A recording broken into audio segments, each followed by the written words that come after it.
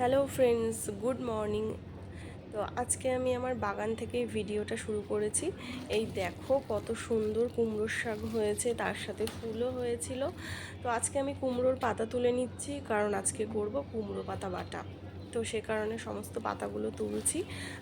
নিজের বাগানের মানে জিনিসের টেস্টই আলাদা হয়। যাই হোক, এরকম তাজা তাজা তুলে রান্না করলে সেই জিনিসের টেস্ট কিন্তু খুবই ভালো লাগে।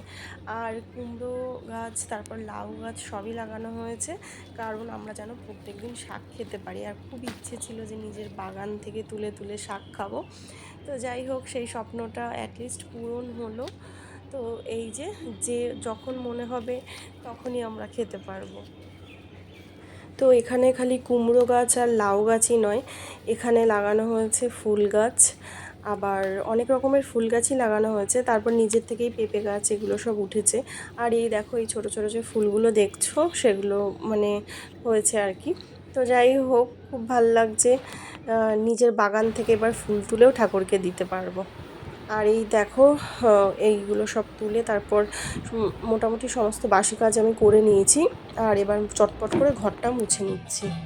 আর এই যে দিনটা ছিল রথের, সকালের দিক থেকে আসছে রথ, খুবই ভালো লাগছে এই রথে আবার সামিল হতে পেরে। কারণ আজ থেকে 7-8 বছর আগে আমরা এখানে রথ কাটিয়ে গেছি, তো সেভাবে সামিল হতে পারিনি, কারণ নীল অনেকই ছোট ছিল। তারপর এই এখন যে সামিল হতে পেরেছি সেটা খুব ভালো লাগছে।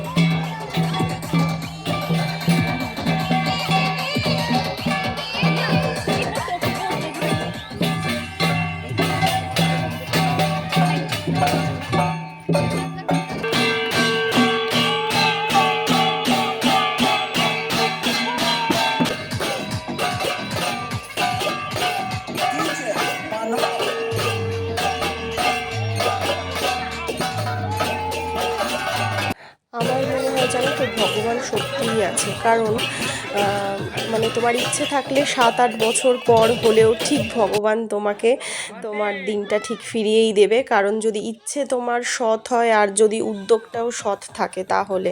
তো 7-8 বছর আগে আমার যে দিনটা ছিল, এখন সত্যি কথা তার থেকে আমি অনেকটা উঠে আসতে পেরেছি। আর এই যে আবারও এই ইচ্ছেটা আমার তখন মনে মনেই রয়ে গেছে। তো এভাবে যে ইচ্ছেটা পূরণ হবে সত্যি আমি ভাবতে পারিনি। তো খুবই ভালো লাগছে। আর পুরোটা আমরা ঘুরেছি, পুরো রাস্তা। আমার ছেলেও সুন্দর এনজয় করেছে, আর আমরা দুজনে তো খুবই এনজয় করেছি। আর এই যে নীলকে কাসর বাজাতে দিয়ে দেওয়া হয়েছে, আমিও চাই যে জিনিসগুলো ও শিখুক আর করুক। তারপর আমার ফ্রেন্ডের সাথে আমি একটু ফটো তুলে নিলাম। আর এই দেখো কত সুন্দর লাগছে আকাশটা। তারপর সব কিছু হয়ে যাওয়ার পর জগন্নাথ, বলরাম, সুভদ্রাকে মাসির বাড়ি পাঠানো হলো। আর এই যে মন্দিরে এসেছি সব ঠাকুরের সাথে দেখা করতে, অনেক দিন ধরে সবার সাথে দেখা সাক্ষাৎ হয় না। তো এই যে সবার সাথে দেখা করলাম, ভোলে বাবার সাথেও দেখা করলাম। তো খুবই ভালো লাগলো, দিনটা খুবই ভালো কাটালাম। আর তোমাদের সবাইকে একটাই রিকোয়েস্ট, প্লিজ আমার ব্লগটা ভালো লাগলে লাইক করো, শেয়ার করো, আর সাবস্ক্রাইব করো। অবশ্যই সাবস্ক্রাইব করো। সবাইকে আজকের মতো টাটা, দেখা হচ্ছে পরের ভিডিওতে।